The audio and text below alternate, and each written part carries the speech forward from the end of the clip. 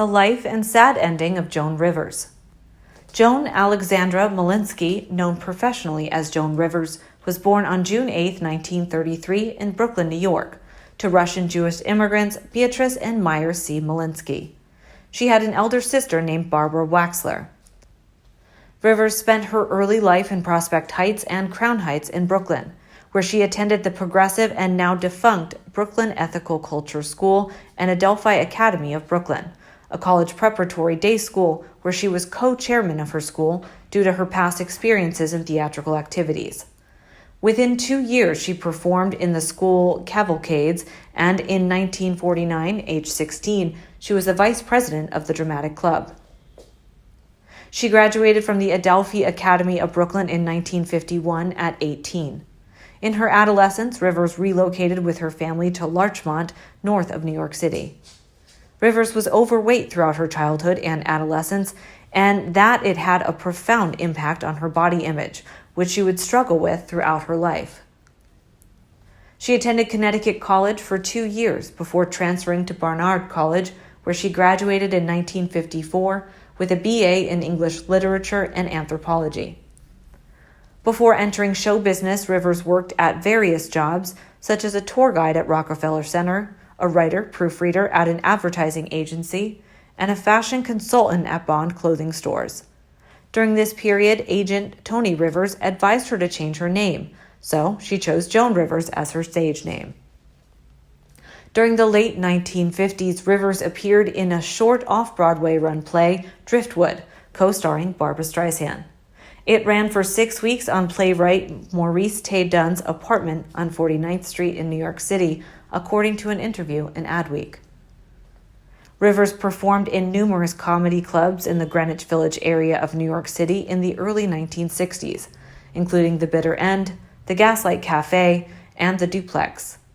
Rivers became friends with her fellow Greenwich Village comedians Woody Allen and George Carlin, and often ate with them.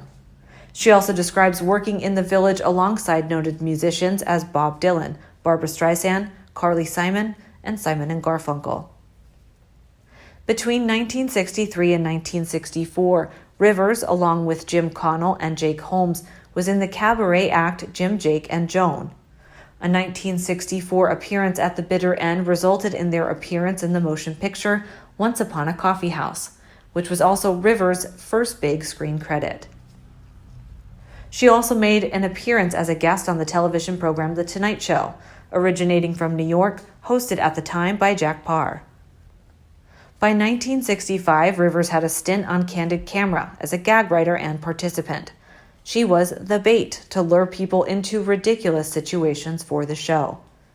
After 7 auditions during a period of 3 years, she made her first appearance on The Tonight Show with new host Johnny Carson on February 17, 1965. Rivers credited this episode to be her breakthrough, as Carson said to her on air, "You're gonna be a star."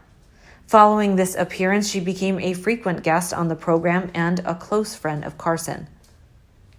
As her profile rose significantly in the subsequent years, she started to make guest appearances in numerous popular shows, including The Ed Sullivan Show, The Mike Douglas Show, The Dick Cavett Show, and Girl Talk with Virginia Graham. She had a brief role in the cult drama film The Swimmer, 1968, with Burt Lancaster, and at the time, she also had a short-lived syndicated daytime talk show, That Show with Joan Rivers, which premiered on September 16, 1968. Each episode had a theme, and Rivers did an opening monologue based on the day's topic, followed by celebrity interviews. The show also featured an expert on the subject and a celebrity guest.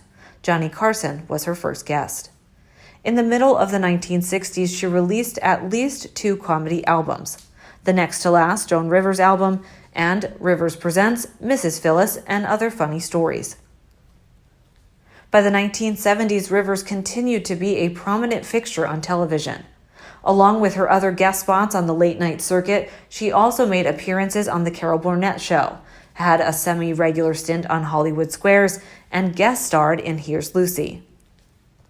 Rivers made her Broadway debut in the play Fun City, which opened on January 2, 1972, and co-starred Gabriel Dell, Rose Marie, and Paul Ford. In 1973, Rivers co-wrote the made-for-television movie The Girl Most Likely To, a black comedy starring Stockard Channing as an ugly girl who becomes beautiful after undergoing plastic surgery and takes revenge on people who previously mistreated her. The film, based on Rivers' story, became a ratings success and has been considered a cult classic. During the early and mid-1980s, Rivers found further success on stand-up and television, though the decade subsequently proved to be controversial for her. The year 1983, in particular, was very successful. She performed at Carnegie Hall in February, did the March stand-up special, An Audience with Joan Rivers, hosted the April 9th episode of Saturday Night Live, and released the best-selling comedy album What Becomes a Semi-Legend Most, which reached number 22 on the U.S. Billboard 200 and was nominated for a Grammy Award for Best Comedy Album. During the 1980s and 1990s, Rivers served on the advisory board of the National Student Film Institute. In 1986, the Fox television network was giving her a late-night talk show, The Late Show starring Joan Rivers, making Rivers the first woman to have her own late-night talk show on a major network. During the airing of her late-night show, she made the voiceover role of Dot Matrix in the science fiction comedy Spaceballs, 1987, a parody mainly on Star Wars. The film, directed and co-starring Mel Brooks, was a critical and commercial success, later becoming a cult classic. On September 5, 1989, The Joan Rivers Show, her daytime television program, premiered in broadcast syndication. The show, which ran for 5 seasons, was a success and earned Rivers the Daytime Emmy in 1990 for Outstanding Talk Show Host. In addition to winning the Emmy for The Joan Rivers Show, Rivers starred in the made-for-television comedy How to Murder a Millionaire, which premiered in May 1990 on CBS. Also in 1990, she started to design jewelry, clothing, and beauty products for the shopping channel QVC. The sales of Rivers Productions exceeded $1 billion by 2014, making her one of the network's top sellers. Until 1993, she received 5 additional Emmy nominations for her daytime talk show, The Joan Rivers Show, 2 for Outstanding Writing, Special Class, and 3 for Outstanding Talk Show Host. Beginning in 1997, Rivers hosted her own radio show on WOR in New York City and wrote 3 self-help books.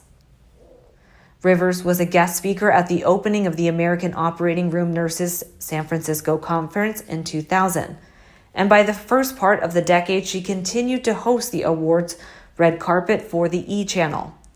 Between 2002 and 2004, she embarked on a tour with her one-person comedy show, Joan Rivers Broken Alone. Beginning on September 10, 2010, Rivers co-hosted the E! Show Fashion Police, along with Juliana Rancic, Kelly Osbourne, and George Katsoupalis, commenting on celebrity fashion. On March 5, 2013, she launched the online talk show In Bed with Joan on YouTube. With her personal life, Rivers' first marriage in 1955 to James Sanger, the son of a Bond clothing store's merchandise manager. The marriage lasted 6 months and was annulled on the basis that Sanger did not want children and had not informed Rivers before the wedding. Rivers married Edgar Rosenberg on July 15, 1965. Their only child, Melissa Rivers, was born on January 20, 1968. Rivers was married to Rosenberg until his suicide in 1987, 4 days after she asked him for a separation. Rivers was open about her multiple cosmetic surgeries and had been a patient of plastic surgeon Steve Hofflin since 1983. She had her nose thinned while still at college. Her next procedure, an eye lift, was performed in 1965 as an attempt to further her career. On August 28, 2014, Rivers experienced serious complications and stopped breathing while undergoing what was scheduled to be a minor throat procedure at an outpatient clinic in Yorkville, Manhattan. Resuscitated an hour later, Rivers was transferred to Mount Sinai Hospital in New York and later put on life support. Sadly, she died on September 4th at Mount Sinai at the age of 81. She died from brain damage, which was caused by a lack of oxygen. On September 7th, Rivers' body was cremated at Garden State Crematory in North Bergen, New Jersey.